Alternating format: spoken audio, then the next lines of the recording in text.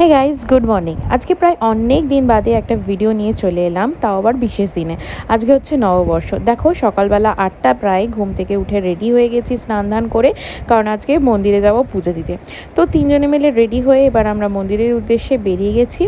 ভেবেছিলাম যে সকালবেলা প্রায় ৬টা সাড়ে ৬টা নাগাদ বেরোবো, কিন্তু সেটা কোনোভাবে সম্ভব হয়ে ওঠেনি। তাই বেরোতে বেরোতে প্রায় ৮:৩০ মতো বেজে গেছে। সকালে গেলে ভিড়টা পাবো না ভেবেছিলাম, তো না, প্রায় এখনও রাস্তাঘাটে সেরকম ভিড় নেই। আর একে দেখো, আমার কোল থেকে নেমে ও স্টিয়ারিংটাকে দেখে ওর বাবার কোলে পৌঁছে গেছে। তো আমরা তিনজনে এবার পৌঁছে গেছি মন্দিরে। আর মন্দিরে গিয়ে দেখলাম বেশ ভালোই কিন্তু ভিড় আছে। সেই ভিড় ঠেলে এবার ওকে নিয়ে গেছিলাম একটু ঠাকুরের কাছে মাথা ঢাকাবো বলে, ঠাকুরের ফুল আর একটু সিঁদুর ছোঁয়াবো তার জন্য। যদি বাড়ি ফেরার সময় চিংড়ি মাছ নিয়ে চলে এলাম, তো বাড়িতে এসে চেঞ্জ করে ঝটপট বাড়ি ফেললাম চিংড়ি মাছের মালাইকারি।